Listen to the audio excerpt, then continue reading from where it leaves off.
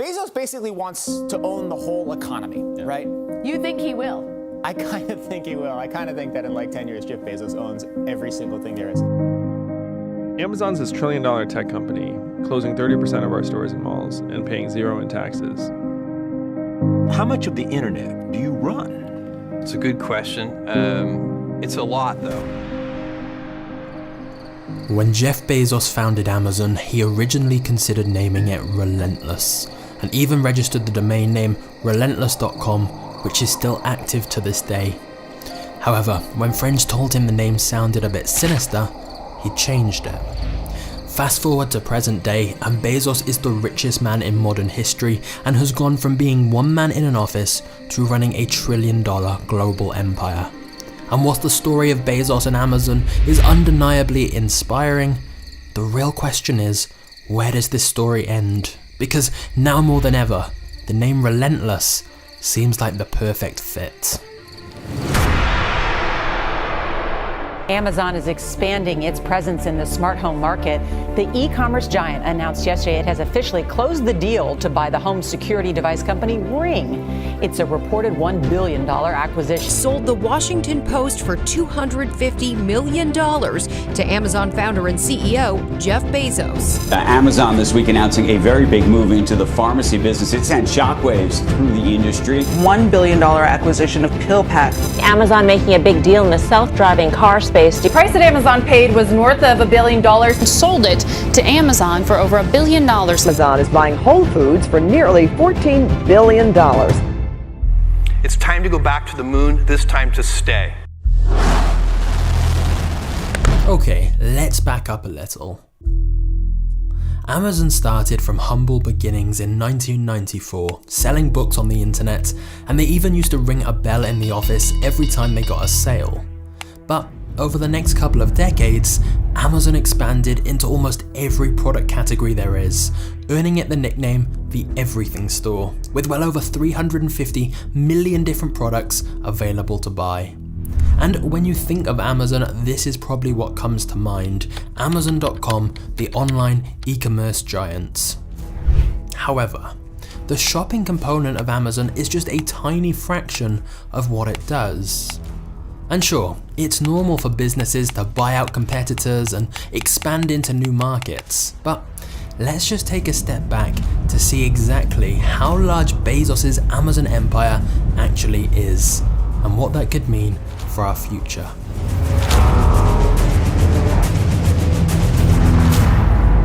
For a start, they have Amazon Web Services, their computing and cloud services business that essentially powers a huge portion of the entire internet, including Netflix, Twitch, Facebook, Twitter, and even the CIA.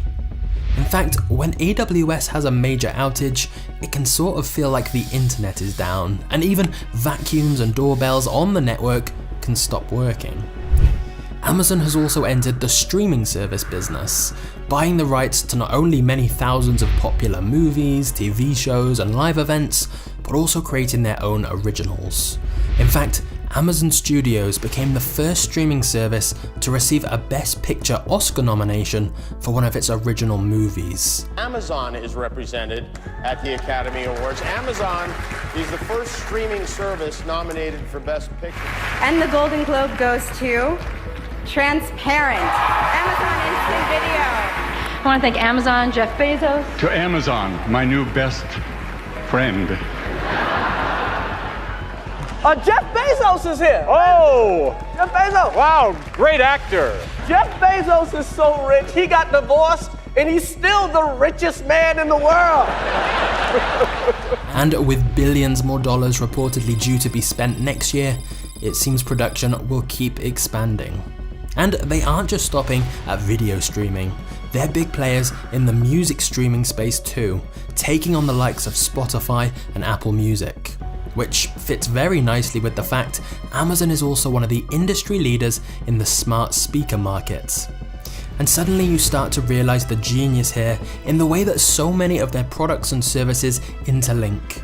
If you become a member of their subscription service, Amazon Prime, you become part of the Amazon ecosystem. You probably buy a Fire Stick to watch your Prime Video movies, which you can control with your Amazon Alexa, which you bought from Amazon.com, which runs on Amazon Web Services. There's this synergy between everything that means once you're in, you're unlikely to leave because everything is connected. And this is just going to keep expanding. For example, they've announced plans for an online pharmacy with discount pharma prices available for Prime members. And as Amazon systematically tries to embed itself in almost every area of your life, from managing your photos to delivering your groceries, it's understandable some people have concerns about the sheer amount of data Amazon is going to have on you. But the thing is, right now we're just talking about some of the popular consumer products and services under the Amazon label. In terms of Amazon's overall empire, we haven't even begun to scratch the surface yet. For example, Amazon are developing cutting-edge AI facial recognition technology that they're selling direct to law enforcement, which on one hand is helping police find criminals, but on the other hand is largely untested and unregulated, yet they've also had talks about selling it to immigrations and customs enforcement and the US military. Bezos himself has made it clear that he sees Amazon playing a critical role in national security, as well as in commerce. We are going to continue to support the DoD, and I think we should. And if big tech companies are going to turn their back on the US Department of Defense, this country is going to be in trouble. And this isn't Amazon's first dealing in this area at all. A BBC documentary about Amazon claimed that police have turned into Avon salespeople for Amazon Ring, a product which markets itself as a smart video doorbell with a built-in camera and Wi-Fi that police are now recommending to people for security.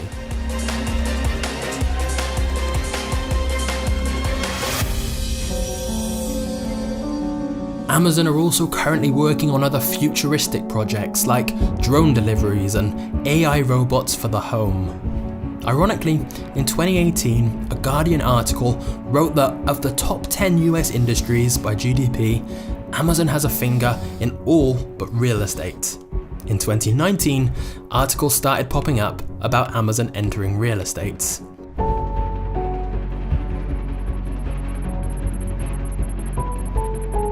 Even websites you may currently use yourself, like IMDb and Goodreads, are subsidiaries of Amazon. The thing is, Bezos has managed to brand Amazon in a way where no market is off limits for them. It's dangerous not to evolve. If you want to ensure your extinction, cease to evolve. In other words, they have incredible brand elasticity, where Amazon can enter any market and people will go, yeah, I guess that makes sense. For example, if other huge brands like Coca-Cola or Samsung said they were opening physical grocery stores, it would be kind of weird. But when Amazon say that, it's not even surprising. Which brings us on to Amazon's plans to not just beat the high street, but to become the high street.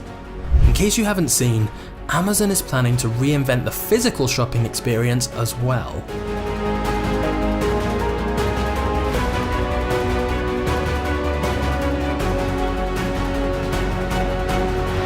No lines, no checkout. No, seriously.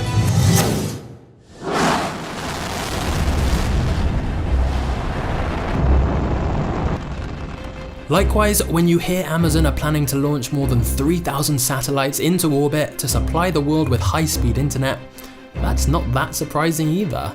Same with their plans for a 3 million square foot air hub for the fleets of planes they've been buying, or their purchase of self-driving car company Zoox.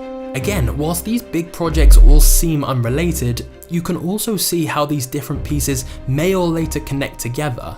For example, driverless vehicles delivering your Amazon packages. Because vertical integration is definitely at the heart of Amazon's success. They essentially want to own the whole supply chain. They want to make the products themselves, store the products themselves, sell the products through their own platform, accept payment with their own payment gateway, and then deliver the products with their own delivery teams. And I just want to be clear, from a customer perspective, I love Amazon. I think what they're doing is exciting, and obviously I don't actually think Bezos is some kind of super villain, even if he does look a bit like one.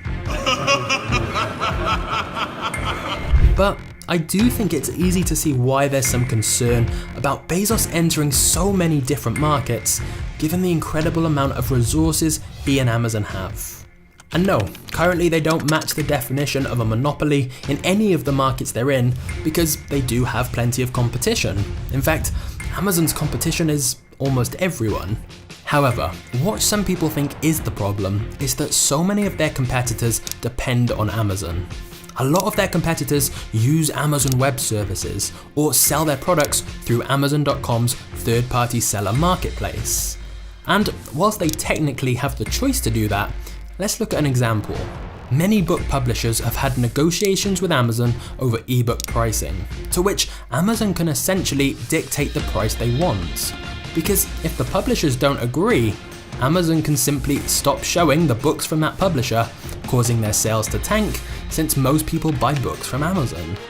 Likewise, with individuals selling their own products through Amazon, many have reported that if they find a hit product that's selling well, Amazon will simply create their own version of the product and show it higher up in search results. And if the original seller lowers their prices to try and compete, Amazon will just lower their price as well. In fact, for many years, Amazon prioritized growth over profit and have a track record of temporarily making a loss on items in order to be cheaper than competitors. So competitors go out of business, and then Amazon can re-raise their prices if they want. And whilst this can be harsh, it's nothing new. Some economists would say it's simply good business. But others may say Amazon being both a platform and a retailer that sells through that same platform is a dangerous conflict of interests, and that the anti-competitive tactics used by Amazon are cause for concern. We're going to price products competitively, and if that means on that product that we lose money, that's okay. And of course, given Amazon's seemingly infinite resources and connections, it's not exactly unrealistic to imagine that Amazon's dominance in almost every market is going to keep growing and growing until Jeff Bezos essentially wins capitalism. So, you could argue Amazon's biggest competition and threat is probably the government, and some senior figures are already raising big concerns about Amazon's dominance. Technically, Amazon don't violate any antitrust laws right now, but that's partly because their tactics hurt other businesses, not customers. In fact, Amazon's leverage over its competitors is mostly leading to lower prices for the end consumer. So it raises the interesting question of whether Amazon's continued growth is a good thing. Some people would say if Amazon keep innovating, keep lowering prices, keep improving delivery speeds, then that's what matters. After all, they are renowned for incredible customer service and putting the consumer first. But some other people would say, at what cost? Are their employees being treated fairly to achieve those great results? And if independent stores can't compete, does that hurt our communities and small business owners? Especially when you consider Amazon get massive tax breaks for their innovative programs, which small businesses simply can't compete with. Additionally, some people argue that the vast amount of data Amazon has on everyone, from all these different companies and products they have, allows them to understand consumers in a way that most companies simply can't, which will allow Amazon to continually stay ahead of the game. And finally, in even more extreme cases, some people would argue we should all be wary of trusting Amazon at all. Rachel Greer worked in product safety at Amazon and worried that the site was being flooded with untested and potentially unsafe products. Are there proper warnings? Has it been safety tested for durability? If a child chews on it, will the paint come off? Is that paint leaded? Most people would assume that there is a pretty high safety standard on Amazon. And that assumption would be incorrect. More than half of all sales on Amazon's main shopping site come from third-party sellers who send their items into Amazon, and Amazon handle the rest because of their incredible infrastructure. But Amazon's terms and conditions state third-party sellers are responsible for the safety of these items, not Amazon themselves. And this concerns some people because a lot of these third-party sellers are not big established businesses, they're just random individuals trying to make some money on the side. And so if they send in counterfeit or faulty items, it's entirely possible they will get mixed in with genuine items in the Amazon warehouse. And so you're never fully sure who provided the item you're buying and whether it's authentic. And again, I just want to stress, I buy from Amazon regularly, and I don't mean this as an attack on Amazon, but I do think all of this is interesting to consider. If Amazon is going to have so much control and power, do they also need more responsibility? I'd be curious to hear your thoughts in the comments. However, for me personally, the final and most interesting question of all is, what is Jeff Bezos' endgame? Admittedly, most of his wealth is currently tied up in shares, but there's still no question that he has more money than anyone could ever spend in a lifetime, and yet he continues to work incredibly hard and shows no signs of slowing down at all. I think it's clear Bezos wants to keep expanding into even more industries and keep buying out even more companies. In other words, he wants to stay relentless. And this has actually led to him coming under a lot of scrutiny recently, especially as he doesn't seem to give as much of his money away to charity as some might expect. Amazon's top guy, Jeff Bezos, he has donated $690,000 to the Australian Wildlife Recovery Fund, I guess you can call it. He's getting slammed for it because people think that he should have given more. Well, he gave nearly $150 million to charitable causes last year as well, but some say that's not enough. So, you start to wonder, what is he going to do with all that wealth and power? And this could be the answer. I think the most important work that I'm doing, and I get increasing conviction on this with every passing year, is the work I'm doing at Blue Origin on space travel. Even from just 5 years old, Bezos says he's been fascinated by the idea of space travel, and so is spending an increasing amount of time and money on his space company, Blue Origin. According to their website, they say we must go to space to tap its unlimited resources and energy. And so you start to think that perhaps world domination is not the end goal for Jeff Bezos. At least, not this world.